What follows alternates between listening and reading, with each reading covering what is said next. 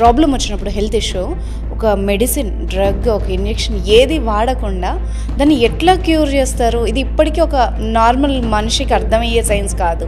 ఈ పాయింట్ రెగ్యులర్గా స్టిమ్యులేట్ చేసుకుంటే, అక్యుప్రెషర్ పాయింట్ ఇలా రోజు స్టిమ్యులేట్ చేసుకుంటే యాంగ్జైటీ డ్రగ్లెస్గా కంట్రోల్ అవుతుంది. P6 అనే ఒక పాయింట్ ఉంది. మీ హార్ట్ రేట్ కంట్రోల్లో ఉంటుంది, మీ బ్లడ్ ప్రెషర్ కంట్రోల్లో ఉంటుంది. సో ఇక్కడ ఈ జంక్షన్లో మనం ఇలా చంకలేపి చంకలో స్టిమ్యులేట్ చేసుకుంటాము. అండ్ ఇప్పుడు ఆక్యుపంక్చర్ ఫిజికల్గా వచ్చే ప్రాబ్లమ్సే కాకుండా మెంటల్ ఇష్యూస్కి కూడా, అంటే సైకలాజికల్ ఇష్యూస్కి కూడా పనిచేస్తుంది సార్. సో చాలా కీలకమైన నాడులు ఉన్నాయి ఇక్కడ. వీటిని స్టిమ్యులేట్ చేస్తే బ్రెయిన్లో సెరటోనిన్ బూస్ట్ అవుతుంది, మెలటోనిన్ బూస్ట్ అవుతుంది, ఆక్సిటోసిన్ బూస్ట్ అవుతుంది. కోపము, ఆవేశము, డిప్రెషన్, యాంగ్జైటీ ఇవన్నీ కంట్రోల్కి వచ్చేస్తాయి.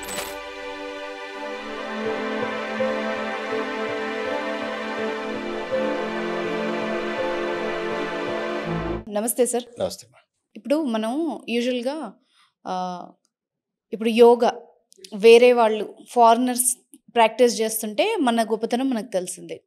అండ్ చద్దన్నం కాస్ట్లీ ఫుడ్ అమెరికాలో అయితే కానీ అది మంచి ప్రోబయోటిక్, దానికి అంత కాస్ట్ పెట్టచ్చు అని మన ఇండియన్స్కి తర్వాత అర్థమైంది. ఇప్పుడు మీరు చెప్తున్న ప్రతి ఎగ్జాంపుల్ కూడా అక్యుపంక్చర్ కూడా అంతే కదా. చైనా వాళ్ళు డెవలప్ చేసిన తర్వాత మనం ఇప్పుడు దాని ప్రాముఖ్యతను మనం తెలుసుకుంటున్నాం. సో ఎక్కడ ఈ బ్రేక్ అనేది వచ్చింది? మనకెందుకు మన దాని మీద మనకు నమ్మకం లేదా? క్రియేట్ చేయలేకపోయారా? ఇదంతా ఒక రకంగా మెకలిస్ ఎడ్యుకేషన్. ఇప్పుడు మనకున్న ఎడ్యుకేషన్ ఇంకా అదే ఫాలో అవుతున్నాం. మనదేది మనకు నచ్చదు, బయట వాడు అప్రూవ్ చేస్తేనే మనకు నచ్చుతుంది. సో అలా ఇప్పుడు ఒక రకంగా చెప్పాలంటే WHO అప్రూవ్ చేసి, ప్రపంచం మొత్తం అప్రూవ్ చేసి మళ్ళీ ఇండియాలో రీస్టార్ట్ అవుతుంది.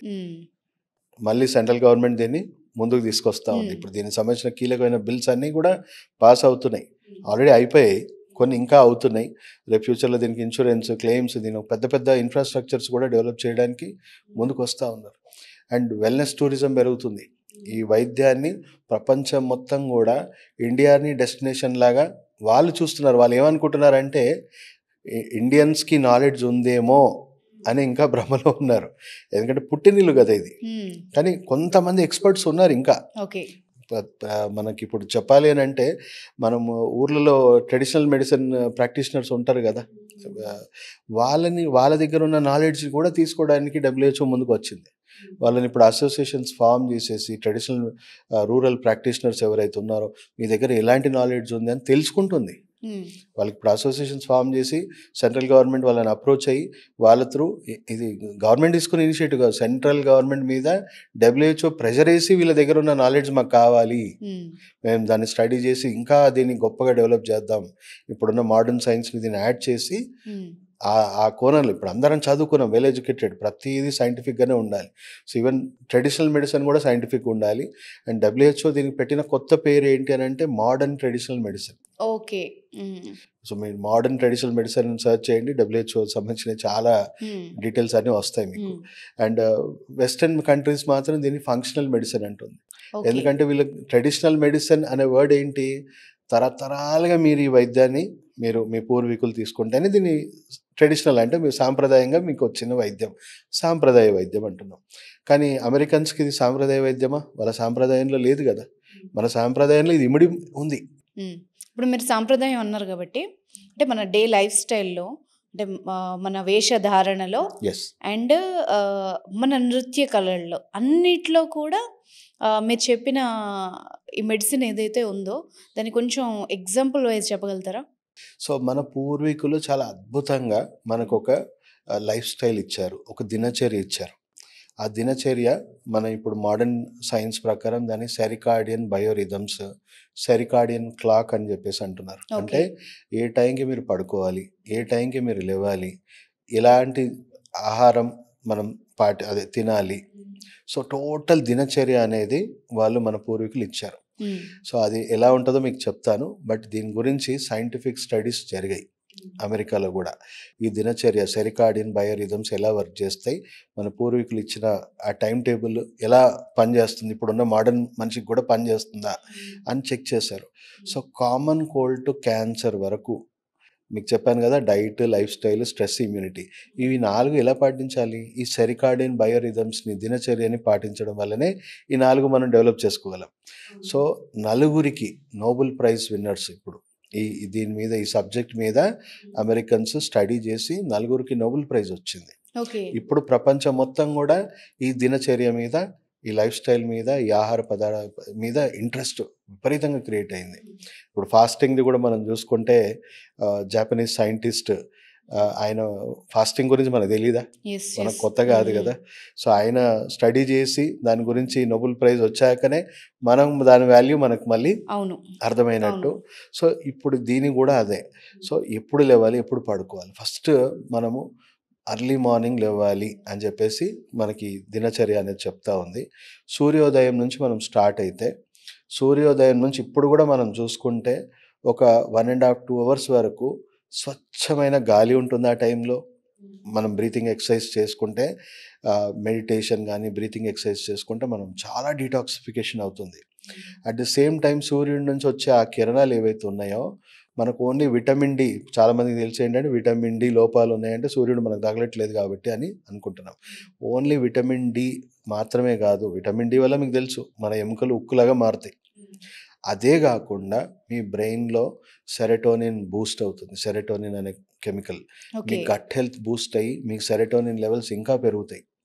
మీ అవయవాల పనితీరు రెగ్యులేట్ అవుతుంది. సో మార్నింగ్ మనం సన్ రైజ్ తగలడం వల్ల మనకి ఎన్నో బెనిఫిట్స్ ఉన్నాయని చెప్పేసి సైంటిఫిక్గా నిర్ధారించారు. మన పూర్వీకులు ఇచ్చిన బయోరిథమ్స్ కూడా అవే చెప్తున్నారు. సో ఆ టైంలో మనం మెడిటేషన్, యోగా, ఎక్కువ సూర్యరశ్మికి ఆ టైంలోనే ఎక్స్పోజ్ అవ్వాలి. అదే 2 అవర్స్ దాటాక ఇప్పుడు మన పొల్యూషన్కి ఏమైపోయింది, ఓజోన్ పొర దెబ్బతిని యూవీ రేస్ పెరిగిపోయాయి. ఈ యూవీ రైస్కి మనం ఎక్కువ ఎక్స్పోజ్ అవుతే మనకు చర్మం సంబంధించిన క్యాన్సర్స్ కూడా వస్తున్నాయి. ఎన్నో అనారోగ్యాలు, డీహైడ్రేషన్ గురయ్యి ఎన్నో ఇన్ఫ్లమేషన్ పెరిగిపోయి ఎన్నో అనారోగ్యాలు వస్తున్నాయి.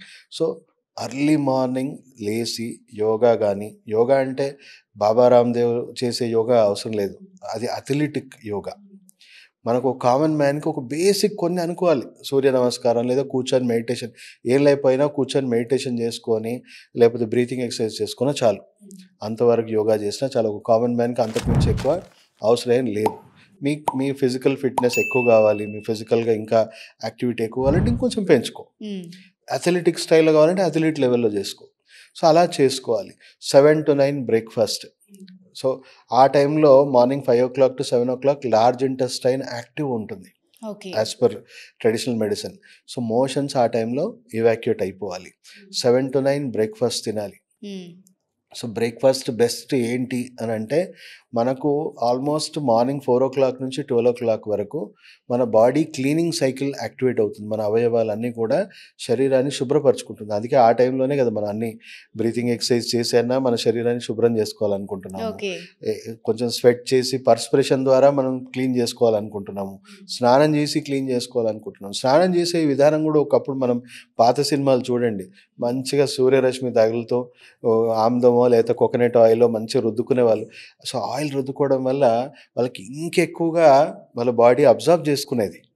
విటమిన్ డి కానీ ఇవి కానీ ఇంకా డబుల్ యాంప్లిఫై అయ్యేది. చేసుకొని వాళ్ళు మసాజ్ చేసుకునే ఆ టెక్నిక్ ఏదైతే ఉందో, జనరల్గా మనం బాడీ అంతా మసాజ్ చేసుకుంటే ఏమవుతుంది, నాడులన్నీ కూడా స్టిమ్యులేట్ అవుతున్నాయి. సో మన ఇప్పుడు చాలామంది టాప్ కార్డియాలజిస్టులు ఈ ట్రీట్మెంట్ సంబంధించిన సైన్స్ ప్రమోట్ చేస్తున్నారు ఎక్కడ, ఏషియా కంట్రీస్లో. సో ఇక్కడ ట్యాప్ చేసుకోండి, ఇలా ట్యాప్ చేసుకోండి, ఇలా ట్యాప్ చేయండి, ఇక్కడ ట్యాప్ చేయండి. రెగ్యులర్గా ఇది పొద్దున ట్యాప్ చేసుకుంటే మీ హార్ట్లో బ్లాకేజెస్ ఎప్పటికప్పుడు రిమూవ్ అయిపోయి పాదిలో ఆయన చెప్పాడు ఈ ప్లేస్ ని ట్యాప్ చేయాలి, ఇది చేయాలి అని చెప్పేసి. మన వీడియో ఒకటి కొన్ని లక్షల మంది వ్యూ చేస్తారు నా వీడియోనే అది. సో ఆ పాయింట్స్ రోజు పొద్దున మసాజ్ చేసుకొని ట్యాప్ చేసుకుంటే, ఇప్పుడు మనం యువతరంలో చూసుకుంటే ఎంతో మందికి హార్ట్ అటాక్స్ వచ్చి చనిపోతున్నారు. ఎందుకు? వాళ్ళ బాడీలో ఓవర్ స్ట్రెస్కి, బాడీలో ఉన్న ఓవర్గా జంక్ ఫుడ్స్ ఇవన్నీ తినేసి ఆ toxic inflammation, gut health imbalance వల్ల వాళ్ళ రక్తనాళాలన్నీ స్ట్రింక్ అయిపోతున్నాయి, డిహైడ్రేట్ అయిపోయి స్ట్రింక్ అయిపోతున్నాయి. సో ఈ ట్యాపింగ్ థెరపీ వల్ల, ట్యాపింగ్ కూడా ఎలా చేయాలి, ఇలా కప్ లాగా చేసుకొని చేయాలి, ఇలా చేయొద్దు. ఓకే. కప్లాగా చేస్తే కొంచెం బాగా డీప్ టిష్యూస్కి సర్క్యులేషన్ పెరిగి మనకు నైట్రిక్ ఆక్సైడ్ ఉత్పత్తి పెరిగి బ్లడ్ వెజల్స్ అన్ని డైలేట్ అవుతాయి. ఇక్కడే చేయడానికి రీజన్ ఏంటి? ఇక్కడ మన హార్ట్కి సంబంధించిన కీలకమైన నాడులన్నీ ఇక్కడ ఉన్నాయి. మీకు సో చెప్పాను ఇక్కడ కదా, నుంచి ఇక్కడ మనకి పెరికార్డియం ఆ, 6 ఉందని చెప్పాను మీకు. అవును. సో అదే ఆ నాడులన్నీ ఇలాగా హార్ట్కి కనెక్ట్ అవుతాయి. So okay. ఇక్కడ ఈ జంక్షన్లో మనం ఇలా చంకలేపి చంకలో స్టిమ్యులేట్ చేసుకుంటా ఉంటే మనకు ఆల్మోస్ట్ హార్ట్ అటాక్స్ ఇప్పుడు 10లో 8 మందికి బ్లాకేజెస్, నైట్రిక్ ఆక్సైడ్ ఉత్పత్తి పెరిగి మనకు బ్లడ్ వెజల్స్ అన్ని డైలేట్ అయిపోతాయి. సో దానివల్ల మనకు హార్ట్కి ఆల్మోస్ట్ 10లో 8 మందికి స్ట్రోక్స్ మనం ప్రివెంట్ చేయొచ్చు. ఇప్పుడు చిన్న పిల్లలకి స్ట్రోక్లు వచ్చేస్తున్నాయి. సో అది కూడా ఈ దినచర్య పాటించకపోవడమే, ఈ లైఫ్ స్టైల్స్ పాటించకపోవడమే. సో అలా మనం మార్నింగ్ స్టార్ట్ చేసి స్నానం కూడా చల్లటి నీళ్ళతో చేస్తే బెనిఫిట్స్ ఏంటి? ఎందుకు మొత్తం శరీరంలో ఉన్న ప్రతి నాడి స్టిమ్యులేట్ అవుతుంది. మీకు అవేక్ అయిపోతారు, చూడండి, చురుగ్గా అయిపోతారు. సో ఇవన్నీ చిన్నవే కానీ ఇవన్నీ కీలకమైన ఆరోగ్యం, మీ క్వాలిటీ ఆఫ్ హెల్త్ ఇంప్రూవ్ చేయడంలో చాలా కీ రోల్ ప్లే చేస్తాయి. సో చల్లటి నీళ్ళతో స్నానం చేయాలి. మార్నింగ్ ఆయిలింగ్ చేసుకునే వాళ్ళు, మసాజ్ చేసుకునే వాళ్ళు, ట్యాపింగ్ చేసుకునే వాళ్ళు, యోగా పాటించే వాళ్ళు, సో మంచి ఆల్మోస్ట్ భక్తి భావాలు. ఈవెన్ మనం చూసుకుంటే దేవుడి దగ్గర కూడా స్నానాలు చేసేసి కొద్దిసేపు దేవుడి దగ్గర టైం స్పెండ్ చేస్తాం. దానివల్ల ఎన్ని బెనిఫిట్స్, దేవుడి దగ్గర మనం నమ్మేవాళ్ళు నమ్మకం మీద ఎంతో బెనిఫిట్ అవుతూనే ఉంది. నమ్మని వాళ్ళు కూడా కూర్చొని కొద్దిసేపు దేవుడి ముందు ధ్యానం చేసినా, మెడిటేషన్ చేసినా, లేదా నీకు నచ్చినట్టు నువ్వు మెడిటేషన్, ప్రకృతినే ఆరాధించు. బట్ ఈ నమ్మకం అనేది ఏదైతే ఉందో సైంటిఫిక్ స్టడీస్ ప్రకారం మినిమం 7 years లైఫ్ స్పాన్ పెంచుతుందంట మనిషిలో. ఎందుకు? ఇప్పుడు నీకు ఏ బాధ వచ్చినా నువ్వు కూర్చొని దేవుడి దగ్గర, so you're destressing yourself, you're talking, నీ సెల్ఫ్ టాక్ అనుకో, అది దేవుడితో మాట్లాడుతున్నావు, కొద్దిసేపు టైం స్పెండ్ చేస్తున్నావు, మెడిటేట్ చేస్తున్నావు, నువ్వు బ్రెయిన్ని మళ్ళీ రిలాక్స్ చేసుకుంటున్నావు. సో ఒక రకమైన మంచి స్ట్రెస్ మేనేజ్మెంట్, ఒక positive vibes. So minimum 7 years life span పెంచడానికి హెల్ప్ అవుతుందని సైంటిఫిక్ స్టడీస్ చెప్తా ఉన్నాయి. సో ఇలా దినచర్య స్టార్ట్ చేయొచ్చు. మీకు చెప్పినట్టు మార్నింగ్ 4 o'clock టు మధ్యాహ్నం 12 వరకు బాడీ క్లీన్ చేసుకునే సైకిల్ ఉంటుంది. సో మనం తినే ఆహారం కూడా ఆ బాడీ క్లీనింగ్ సైకిల్కి ఈక్వలెంట్గా ఉంటేనే అద్భుతం. అంటే పొద్దున్న లేసి ఇడ్లీ, వడ, దోశ అలాంటివన్నీ మనం తింటాం, ఆయిలీ ఫుడ్స్ తింటున్నాం. సో అవి యూజువల్గా మనం వెజిటేబుల్స్ కానీ ఇవన్నీ జీర్ణించుకోవడానికి మినిమం 6 hours 8 hours పడుతుంది. అదే ఫ్రూట్స్ తింటే 1.5 hour 2 hours లోపు క్లీన్ అయిపోతుంది. మ్యాక్సిమం పోషకాలు ఇచ్చే ఆహారాలు తినాలి, అట్ ది సేమ్ టైం ఈజీగా డైజెస్ట్ అయ్యే ఫుడ్స్ తినాలి. సో బెస్ట్ ఏంటి బ్రేక్ఫాస్ట్కి? ఐదర్ కొంతమంది అనారోగ్యాలు ఉంటే ఏం చేయాలి? ఫాస్టింగ్ అనే చేయాలి, దానివల్ల బాడీ సెల్ఫ్ క్లీనింగ్కి వెళ్ళిపోతుంది, లేదా ఫ్రూట్స్తోని స్టార్ట్ చేయాలి.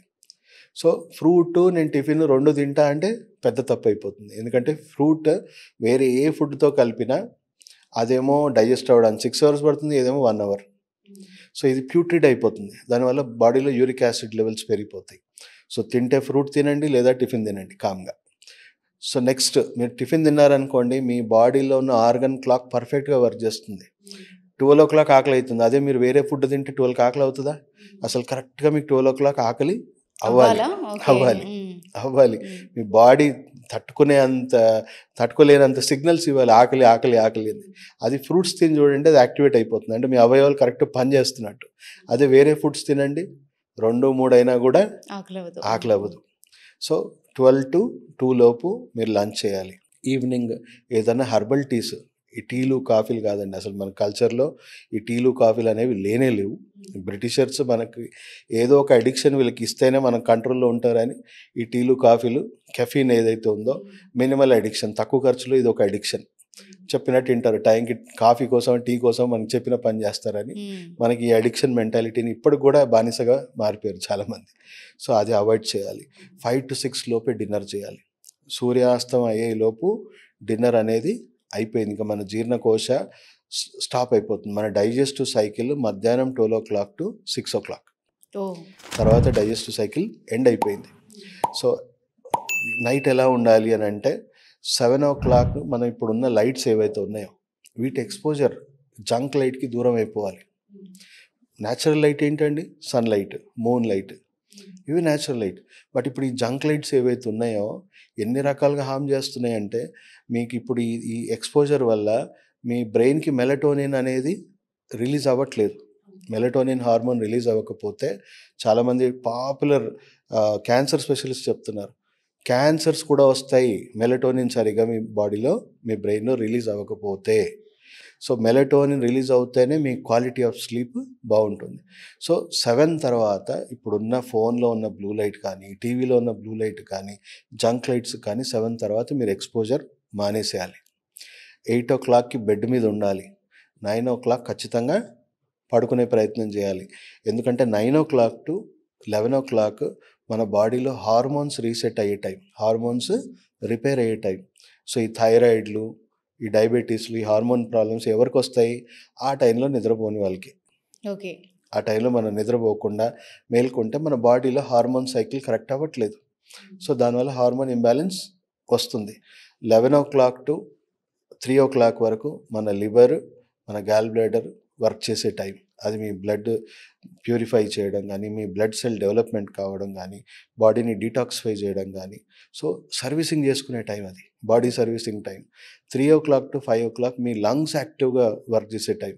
మీరు ఆ టైంలో ఎప్పుడన్నా మేల్కొంటే చూడండి, బాగా గురక ఎక్కువైపోతుంది, ఎక్కువగా బ్రీతింగ్ న్యాచురల్గా తీసుకుంటూ ఉంటారు, ఎక్కువగా ఆయాసపడుతున్నట్టు బ్రీతింగ్ ఉంటుంది. ఎందుకు? మీ లంగ్స్, మీ బాడీలో ఉన్న ఎక్సెస్ కార్బన్ అక్యుములేషన్స్ అన్నీ కూడా తీసేసే టైం.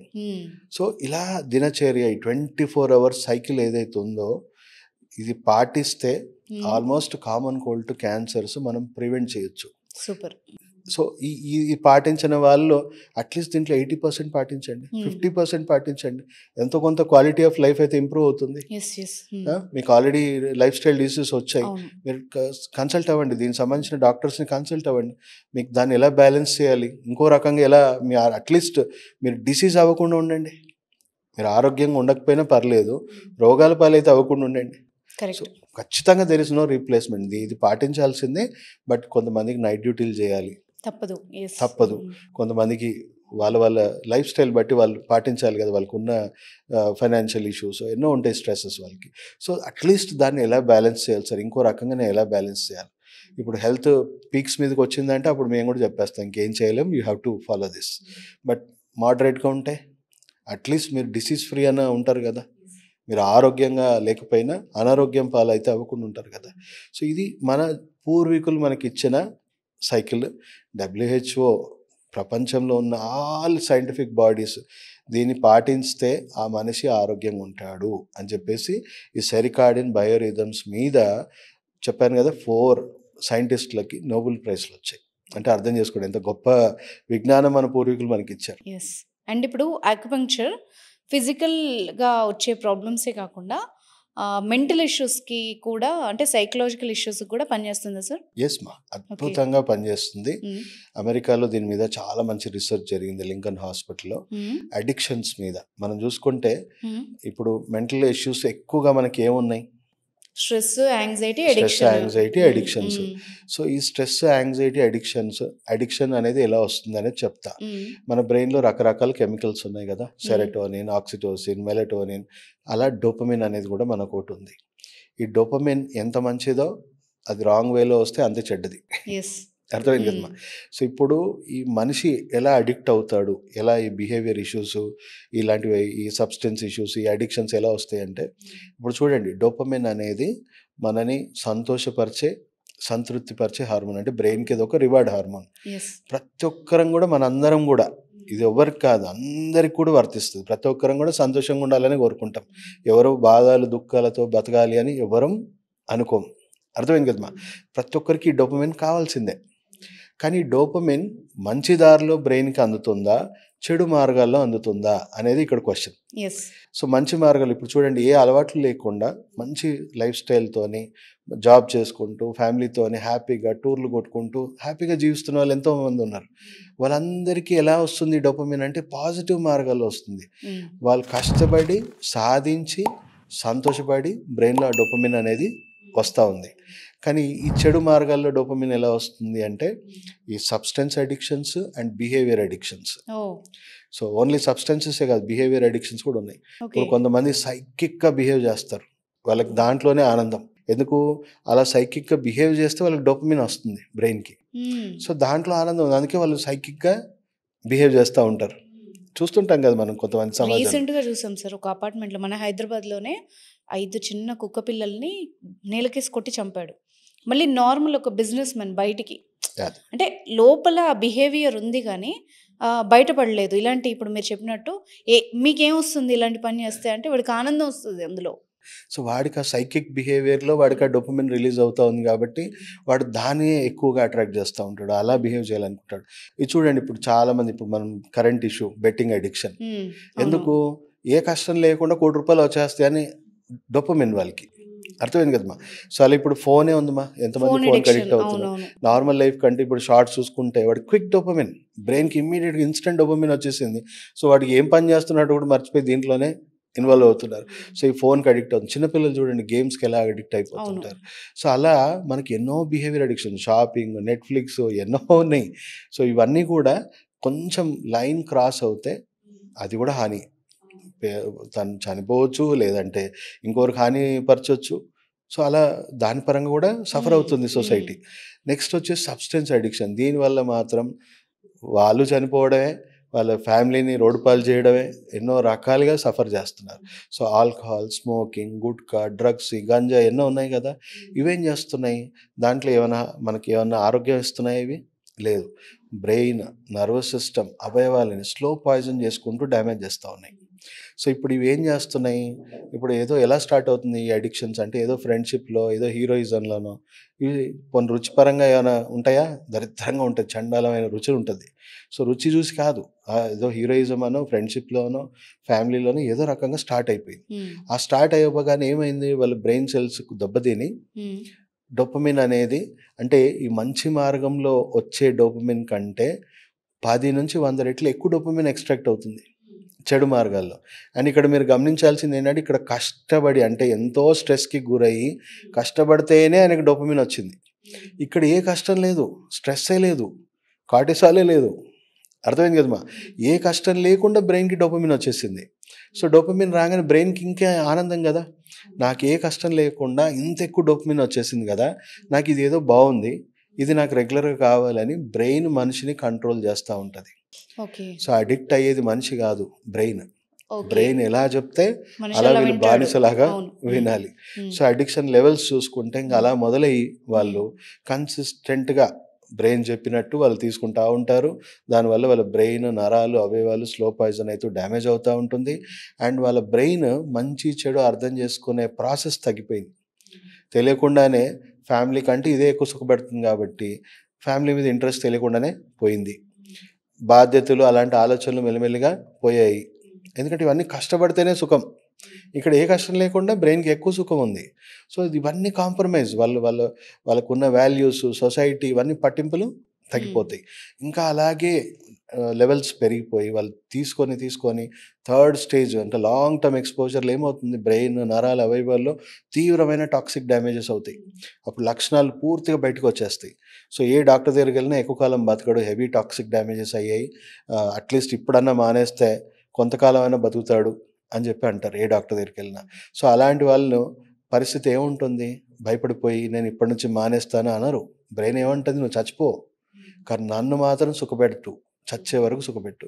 అలా 100 మంది రకరకాల అనారోగ్యాలతో చనిపోతే 30% జనాలు అడిక్షన్స్ వల్లే చనిపోతున్నారు. అర్థమైంది కదమ్మా! సో ఈ సైకలాజికల్ ప్రాబ్లమ్స్ అన్నీ కూడా ఇక్కడ ఏమైంది డోపమైన్ రాంగ్ వేలో బ్రెయిన్ ప్రాసెస్ చేసుకొని అడిక్ట్ అయింది. సో అక్యుపంక్చర్‌లో, ట్రెడిషనల్ మెడిసిన్‌లో, ఈ ఫంక్షనల్ మెడిసిన్‌లో ఎలా సైకియాట్రిక్ ప్రాబ్లమ్స్‌కి ట్రీట్ చేస్తారు? ఫస్ట్ మీరు తెలుసుకోవాల్సింది ఇప్పుడు రెగ్యులర్‌గా ఎలా ట్రీట్ చేస్తున్నారు? సైకియాట్రిక్ హాస్పిటల్స్ ఉన్నాయి అవును. కదా! ఎలా ఎలా చేస్తున్నారు? చేస్తున్నారు? ఇప్పుడు గంటలు గంటలు కూర్చోబెట్టి కౌన్సెలింగ్ ఇస్తాం పేషెంట్‌కి. సైకియాట్రిక్ పేషెంట్‌కి. ఇప్పుడు అదే పేషెంట్‌ని పిల్లల మీద ఒట్లేయమనండి. మళ్ళొకసారి నేను తాగనని. దేవుళ్ళ మీద ఒట్లేయమనండి. కంట్రోల్ అవుతారా? అవ్వరు. మాటలకి ఎక్కడ లొంగుతారు? వినరండి. నిజమే. అర్థమైంది కదండీ! సో టెంపరరీ ఓకే అని ఆ పూట మాత్రమే గంగిరెద్దులా తల ఊపుతా అంతే. తర్వాత మళ్ళీ బ్రెయిన్ ఏది చెప్తే అదే ఫాలో వింటారు. అవ్వాల్సి యెస్. వస్తుంది. సో వాళ్ళు ఆపలేము. సైకలాజికల్‌గా కౌన్సెలింగ్‌తోనే ఎక్కువగా కంట్రోల్ చేయలేము. ఒకవేళ చేయగలిగితే ఇంట్లో వాళ్ళే చేసేవాళ్ళు కదా! అంతకంటే ఎక్కువనా? అవును. కాదు. నెక్స్ట్ లెవెల్ ట్రీట్మెంట్ ఏముంటుంది? దీనికి ప్యారలల్‌గా ఇంకో మత్తు పదార్థాలు ఇస్తారు. ఎందుకు? దాని మీద ఇంట్రెస్ట్, తగ్గడం క్రేవింగ్ కోసమా? కంట్రోల్ అవ్వడానికి ఇంకో ఓకే. మత్తు పదార్థాలు ఇస్తారు. రకరకాల మత్తు పదార్థాలు ఇస్తారు. సో, కొంతమందికి స్లీపింగ్ పిల్స్ కూడా అడిక్ట్ అయిపోతున్నారు. అవును. ఆ డ్రగ్స్ వేసుకొని కూడా ఆ డ్రగ్ వేసుకోకపోతే వాడికి పిచ్చిలేసిపోద్ది. సో, ఆ డ్రగ్ మెయింటైన్ చేయడం ఇంకో డ్రగ్ సంవత్సరాల కొద్దీ వైద్యం జరుగుతూనే ఉంటుంది సైకియాట్రిక్ పేషెంట్స్‌కి. నా దగ్గర వచ్చేవాళ్ళు 10, 20 సంవత్సరాల నుంచి ఇన్నిన్ని మెడిసిన్స్ వాడుతున్నాము. అవి వాడి వాళ్ళ బ్రెయిన్ నరాలు ఇంకా వర్స్ట్ అయిపోయి క్రానిక్ ఫెటిగ్ సిండ్రోమ్ అంటే లేచి నడవడానికి కూడా బాడీలో బ్రెయిన్, నర్వస్ సిస్టమ్ సహకరించట్లేదు. వాడి అర్థమైంది కదమ్మా. ఇంకా అడిక్షన్స్లో ఉన్న వాళ్ళకైతే, సైకియాట్రిక్ ప్రాబ్లమ్స్ ఉన్న వాళ్ళకైతే ఈ రకంగానే వాళ్ళకి జీవితాంతం సైకియాట్రిక్ మెడిసిన్స్, మత్తు పదార్థాలు వాడుకొని ఈరోజు పూట గడిస్తే చాలు. సో, వాళ్ళు ఒక రకంగా నిర్బంధంలో ఉన్నారు మెడిసిన్స్తోని. ఈ అడిక్షన్ పేషెంట్స్కి లాస్ట్ ట్రీట్మెంట్ ఏంటి? డి అడిక్షన్ సెంటర్స్లో వేయాలి. అంటే ఒక రకమైన మోడర్న్ జైల్స్. ఎలా మనిషిని రిస్ట్రిక్ట్ చేస్తున్నారు, మనసుని కాదు. బ్రెయిన్ రిస్ట్రిక్ట్ చేయట్లేదు. దాన్ని ఆపగలిగితే ఈ బాధలే ఉండవు. అర్థమైంది కదా. సో, మీరు కాస్ట్లీస్ట్ 5-10 లక్షలు పర్ మంత్ తీసుకునే డి అడిక్షన్ సెంటర్స్ ఉన్నాయి. ఒకసారి వెళ్ళి అడగండి, సార్ ఏం స్పెషల్ ట్రీట్మెంట్ ఉంటుంది ఇక్కడ, ఎలా పేషెంట్ మారుతాడు, ఎలా డిడెక్ట్ అవుతాడు. లాస్ట్ స్టేట్మెంట్ ఒకటే, ఏమంటారు? మారాలి అనుకొని వచ్చిన వాళ్ళు కొంచెం మార్పు వస్తుందమ్మా, అదర్వైజ్ ఏం మార్పు రాదు. అంటే అక్కడ కూడా ఇలాంటి ట్రీట్మెంట్ లేదు. 10 సార్లు రీహాబ్ సెంటర్స్లో వేసిన పేషెంట్స్ నా దగ్గరకు వస్తున్నారు. సో, వాళ్ళకి ఈ ట్రీట్మెంట్ ఎలా సక్సెస్ అవుతుంది, ఎలా రికవర్ అవుతుంది. ఇప్పుడు సైకియాట్రిక్ ప్రాబ్లమ్స్ నేను ఒక ఎగ్జాంపుల్ చెప్తాను, అడిక్షన్స్ కూడా ఒక ఎగ్జాంపుల్ కేస్ స్టడీ చెప్తాను. ఒక 20 సంవత్సరాలుగా ఒక టాప్ ఎంప్లాయ్ నేను పెద్ద సంస్థలో. సో, ఆయన కంప్లీట్గా మెడిసిన్స్ వేసుకొని చెప్పాను కదా, క్రానిక్ ఫెటిగ్ సిండ్రోమ్ వచ్చేసి పొద్దున్న నుంచి సాయంత్రం వరకు బెడ్ మీద నుంచి కూడా లేవలేని పరిస్థితి. ఆ కేసు ఒక టాప్ సైకియాట్రిస్ట్ నా దగ్గర రెఫర్ చేస్తే, సార్ మీ బాడీ మొత్తం కూడా మెడిసిన్ మీద కంప్లీట్గా, మీ బ్రెయిన్ మొత్తం కూడా ఓవర్ డిపెండెంట్ అయిపోయి అలా ఉండిపోయింది. 6 months to 1 year పడుతుంది ఇంత రిపేర్ అవ్వాలంటే. సో, వాళ్ళకి కంప్లీట్గా మనం అక్యుపంక్చర్ ద్వారా, ఫంక్షనల్ మెడిసిన్ ద్వారా ట్రీట్మెంట్ ఇచ్చి ఆల్రెడీ డ్యామేజ్ అయిపోయిన నరాలు, డ్యామేజ్ అయిన బ్రెయిన్కి మళ్ళీ కొత్త ఇమ్యూన్ సిస్టమ్, ఎందుకంటే వాళ్ళకున్న ఎగ్జిస్టింగ్ ఇమ్యూనిటీ కూడా కాంప్రమైజ్ అయిపోయింది, ఇంక ఇలాగే బతకాలి అని. సో, మళ్ళీ కొత్త గట్ హెల్త్, కొత్త ఇమ్యూన్ సిస్టమ్ వాళ్ళ బాడీలో రీడెవలప్ చేయాలి. ఇప్పుడు బ్రెయిన్ కావాల్సిన కెమికల్స్ అన్ని ఎక్కడి నుంచి వస్తున్నాయి? మీ సెకండ్ బ్రెయిన్ ఎక్కడుంది? మీ గట్. బ్రెయిన్ కావాల్సిన అన్ని వైటల్ కెమికల్స్ మీ గట్ హెల్తీగా ఉంటేనే బ్రెయిన్కి అందిస్తుంది. బ్రెయిన్కి కొత్త ఇమ్యూనిటీ అండ్ వాళ్ళ గట్ హెల్త్ రీడెవలప్ చేయాలి. మళ్ళీ రాత్రే చేయగలమా? చేయలేము. సో, ఫంక్షనల్ మెడిసిన్స్లో అలాంటివి ఉన్నాయి.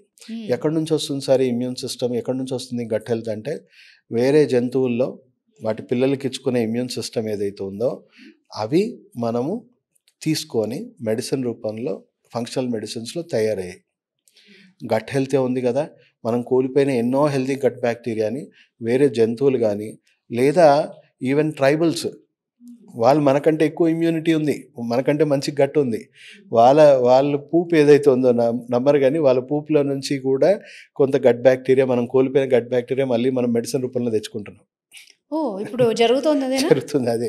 గట్ హెల్త్ అని ఇప్పుడు బాగా అవుతుంది కదా. ఎక్కడి నుంచి కోల్పోయిన బ్యాక్టీరియా ఎక్కడి నుంచి వస్తుంది? సో, ట్రైబల్స్ ఎవరైతే ఇంకా ఈ మోడర్న్ లైఫ్ స్టైల్కి ఎక్స్పోజ్ అయిన వాళ్ళకి వాళ్ళ గట్ హెల్త్ బాగున్నాయి, వాళ్ళ ఇమ్యూనిటీస్ బాగున్నాయి.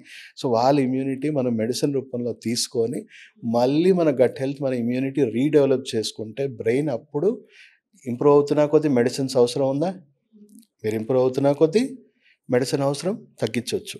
సో, అలా 6 monthsలో ఆ పేషెంట్కి 70% ఇంప్రూవ్మెంట్ వచ్చేసింది. ఆయనకి ఆ క్రానిక్ ఫెటిగ్ సిండ్రోమ్ వల్ల దాదాపు 10-15 ఏళ్ళ నుంచి నేను పొద్దున్న లేవలేదు సార్, సూర్యోదయం చూడలేదు సార్, ఎవరైనా యోగా వాకింగ్కి వెళ్తున్నా అంటే కులుకునేవాడిని, ఇప్పుడు నేనే లేచి హ్యాపీగా తిరగలుగుతున్నా, పొద్దున్న లేవగలుగుతున్నాను, అండ్ ఇన్ని మెడిసిన్స్ కూడా నేను వాడాల్సిన అవసరం తగ్గింది. సో, ఆల్మోస్ట్ 1 yearలో మొత్తం అన్ని మెడిసిన్స్ ఆపేసి కంప్లీట్గా ఆయన new gut health, new brain immunity, మొత్తం అవయవాల పనితీరు అంతా కూడా, డైట్, లైఫ్ స్టైల్ అన్నీ కరెక్ట్ చేసేసాం. సో, పూర్తిగా నార్మల్సీకి రిస్టోర్ అయిపోయారు. సో, సైకియాట్రిక్ ప్రాబ్లమ్స్తో సఫర్ అవుతున్న వాళ్ళకి ఎంత చక్కటి వైద్యం ఇది. నెక్స్ట్, ఈ అడిక్షన్స్లో ఉన్న వాళ్ళు చాలామంది 80% రారు. ఎందుకు? మేల్ ఈగో అండ్ ఆ అడిక్షన్ వల్ల వాళ్ళ మెంటల్ బిహేవియర్ చాలా భయంకరంగా ఉంటుంది. 20% పేషెంట్సే నా దగ్గరకు వచ్చేది, 80% రారు. సో, అలాంటి వాళ్ళకి మేము ఏం చెప్తాను, ఫ్యామిలీ మెంబర్స్ రావాలంట. సఫర్ అవుతున్న కేర్ టేకర్స్ ఎవరైతే ఉన్నారో వాళ్ళని రమ్మంటాం, వాళ్ళకి కౌన్సిలింగ్ ఇస్తాం. ఈ 20% వచ్చే వాళ్ళైతే వాళ్ళ ఫిజికల్ హెల్త్, మెంటల్ హెల్త్, వాళ్ళ సోషల్ హెల్త్, వాళ్ళ అడిక్షన్స్, ఈ 4 మీద ఫోకస్ చేస్తాం. కేవలం అడిక్షనే కాదు. ఎందుకు, వాడు ఆల్రెడీ తాగి తీసుకొని ఎంతో రకాలుగా డ్యామేజ్ అయిపోయి ఉన్నాడు. అవన్నీ మళ్ళీ ఇంప్రూవ్ చేయాలి. లేకపోతే అడిక్షన్ నుంచి దూరం చేయగానే ఏమవుతారు, వాళ్ళకి విపరీతంగా విత్డ్రావల్ సిమ్టమ్స్, నరాల వీక్నెస్, స్ట్రోక్ రావచ్చు, పెద్ద పెద్ద అనారోగ్యాలు రావచ్చు. సో వాటి physical health, mental health, social health అంటే ఈవెన్ వాళ్ళ బిహేవియర్, రిలేషన్షిప్స్ కూడా పాడైపోతాయి. సో ఫ్యామిలీ మెంబర్స్కి అందరు కూర్చోబెట్టి కౌన్సిలింగ్ ఇస్తాం. అయిపోయింది, మనం ఏం చేయలేము, ప్రజెంట్ అండ్ ఫ్యూచరే మన చేతిలో ఉంది. సో పాతవి తీసి మళ్ళీ గొడవలు పడ్డవన్నీ ఆపేయండి. ఇప్పుడు ఆయనకి అడిక్షన్ నుంచి బయటికి తీసుకొచ్చిన వెంటనే కొత్త జీవితం బతుకుతున్నట్టు ఉంటుంది. ఎందుకంటే డోపమిన్ షిఫ్ట్ చేస్తాం. ట్రీట్మెంట్ ఎలా ఉంటుందంటే డోపమిన్ని బ్రెయిన్లో నుంచి షిఫ్ట్ చేస్తాం. మంచి మార్గాల్లోనే డోపమిన్ వచ్చేలా చేస్తాం, చెడు మార్గాల్లో వంట పట్టకుండా చేస్తాం. సో మేము ఇచ్చే మెడిసిన్స్, ట్రీట్మెంట్, ఇప్పుడు ఆక్యుపంక్చర్లో నాడా ప్రోటోకాల్ అని ఒక ట్రీట్మెంట్ ఉంది. ఆ ట్రీట్మెంట్ ఇయర్లో ఎక్కువగా కీలకమైన అక్యుపంక్చర్ పాయింట్స్ ఉన్నాయి. సో షన్మెన్ అని ఇవన్నీ, ఈ పాయింట్స్ స్టిమ్యులేట్ అవుతే బ్రెయిన్కి ఇది చాలా క్లోజెస్ట్, ఎక్కువ కాంప్లెక్స్గా నర్వస్ సిస్టమ్ దీనికి ఎక్కువగా అటాచ్ అయి ఉన్నాయి. సో చాలా కీలకమైన నాడులు ఉన్నాయి ఇక్కడ. వీటిని స్టిమ్యులేట్ చేస్తే బ్రెయిన్లో సెరటోనిన్ బూస్ట్ అవుతుంది, మెలటోనిన్ బూస్ట్ అవుతుంది, ఆక్సిటోసిన్ బూస్ట్ అవుతుంది. సో ఈ సెరటోనిన్ బూస్ట్ అవ్వడం వల్ల వాళ్ళకి ఉన్న కోపము, ఆవేశము, డిప్రెషన్, యాంగ్జైటీ ఇవన్నీ కంట్రోల్కి వచ్చేస్తాయి. మెలటోనిన్ బూస్ట్ అవ్వగానే మెంటల్గా పూర్తిగా శాంతపడిపోతారు బాగా. దానివల్ల కూడా మెంటల్ హెల్త్ బాగా ఇంప్రూవ్ అవుతుంది. ఆక్సిటోసిన్ పెరగడం వల్ల రిలేషన్షిప్స్ ఇంప్రూవ్ అవుతాయి. కొంచెం లవ్ అని ఇవని అన్నీ కొంచెం ఆ ఫీలింగ్స్ మళ్ళీ వాళ్ళ బాడీలో, బ్రెయిన్లో రివైవ్ అవుతాయి.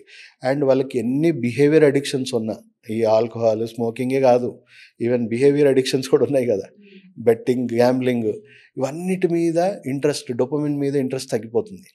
వీటితోని బ్రెయిన్ ప్రాసెస్ అవ్వడం, ఎంజాయ్ చేయడం స్టార్ట్ చేస్తుంది.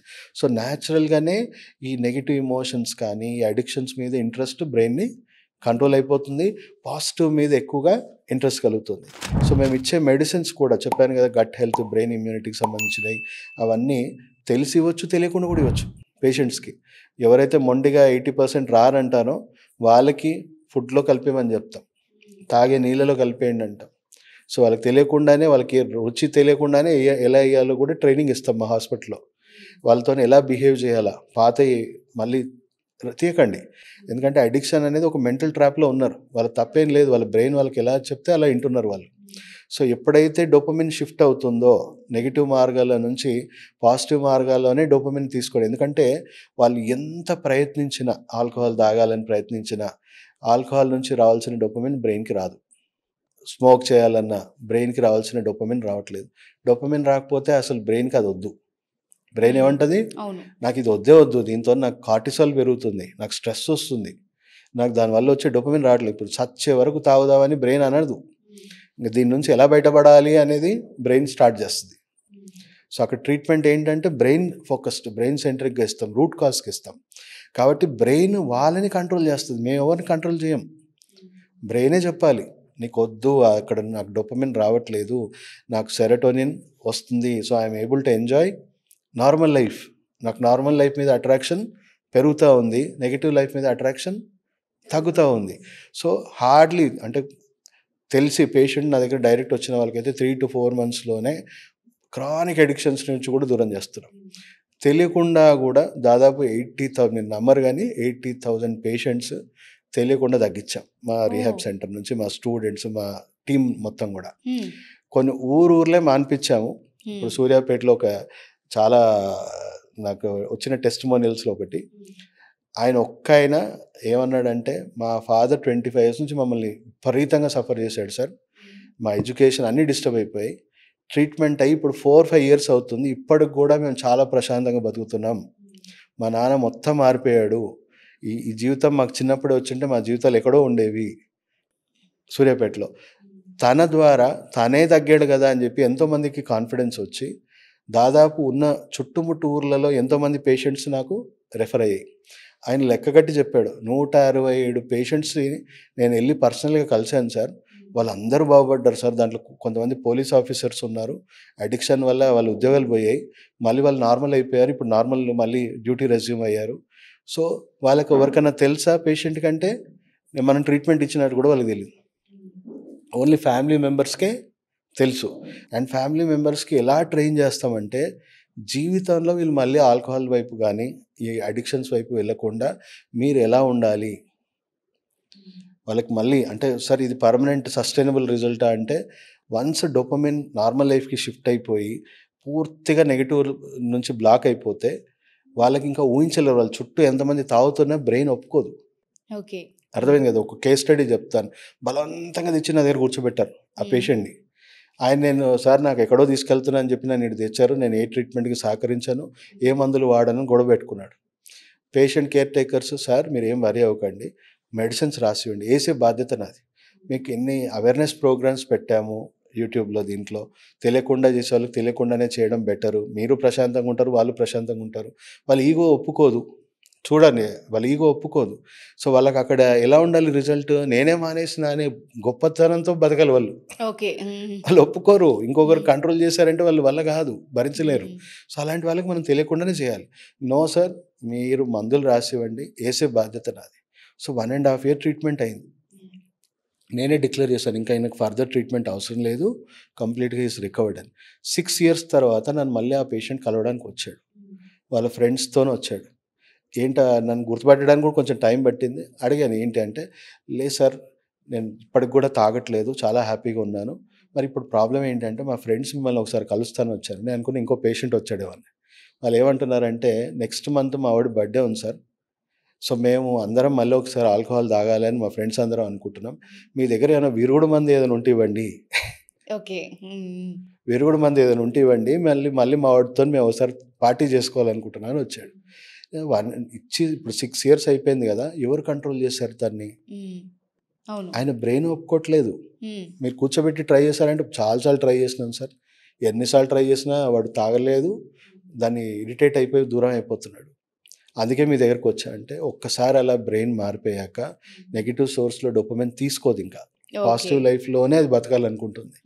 సో బ్రెయిన్ వద్దన్నాక మనిషి ఏం చేయగలడు? గ్రేట్ అది. సో ఇంత మంచి ట్రీట్మెంట్ ఇది WHO ప్రమోట్ చేస్తున్న వైద్యం. ఇంత మంచి అంటే ఇక్కడ ఫైనాన్షియల్గా కూడా ఎంతమంది డిఅడిక్షన్ సెంటర్స్ లక్షలు పెట్టి వాళ్ళు ఎన్నో ఆర్థికంగా దెబ్బతింటున్నారు. పోనీ రిజల్ట్ ఏమైనా ఉందంటే ఏం లేదు. సో ఎంత మంచి మెంటల్ హెల్త్కి అక్యుపంక్చర్లో కానీ ఫంక్షనల్ మెడిసిన్లో కానీ అద్భుతమైన వైద్యం ఉంది. ఫిజికల్ హెల్త్ కండిషన్స్కి అలాగే రుమటైడ్ ఆర్థరైటిస్ ఇలాంటి కండిషన్స్ కూడా వాళ్ళ ఇమ్యూన్ సిస్టమ్ని మార్చేసి వాళ్ళు రుమటైడ్ ఆర్థరైటిస్ నుంచి కూడా బయటికి తీసుకొస్తున్నాం. కొన్ని 100 మందికి కీళ్ళవాతము, సోరియాసిస్, ఆటో ఇమ్యూన్ డిసార్డర్స్ కూడా కంప్లీట్గా క్యూర్. ఇన్ కేస్ మీకు చెప్తే నమ్మరు కానీ కోవిడ్ టైంలో కూడా హార్వర్డ్ మెడికల్ స్కూల్ స్టడీ చేసి అక్యుపంక్చర్ మీరు స్టెరాయిడ్స్ ఇవ్వకుండా అక్యుపంక్చర్ ట్రీట్మెంట్ ఇవ్వగలిగితే కోవిడ్ పేషెంట్స్ చాలామందిని మనం సేవ్ చేయొచ్చు. స్టెరాయిడ్తోనే వీళ్ళ ఇమ్యూన్ సిస్టమ్ సడన్గా వీళ్ళ బాడీలో ఇన్ఫ్లమేషన్ పెరిగిపోతుంది కొంతమందిలో, ఆటో ఇమ్యూనిటీ ఉన్న వాళ్ళకి. సో అక్యుపంక్చర్ ఏ డ్రగ్ లేకుండా స్టెరాయిడ్ చేసే పని చేయగలుగుతుంది. సో మీరు దయచేసి స్టెరాయిడ్స్ ఇవ్వకండి, అక్యుపంక్చర్ ఇవ్వమని ఇచ్చారు. కానీ చాలా లిమిటెడ్ కవరేజ్ వచ్చింది దీని గురించి. దీని గురించి ఎందుకు డ్రగ్ ఇండస్ట్రీకి ఇంట్రెస్ట్ లేదు. దీన్ని తొందరగా డెవలప్ అవ్వాలని ఉంటుందా? ఉండదు కదా. చాలా బెనిఫిట్స్ ఉన్నాయి సార్ మీరు చెప్పిన దాని ప్రకారం. ఇప్పుడు అంటే మేము కొత్తగా తెలుసుకుంటున్నాం, ఇంకా అవేర్నెస్ రావాలి దీని మీద, జనాలకి తెలియాలి అని కోరుకుంటున్నాం. And thanks for your time. చాలా వాల్యుబుల్ విషయాలు చెప్పారు. Thank you so much. Thank you.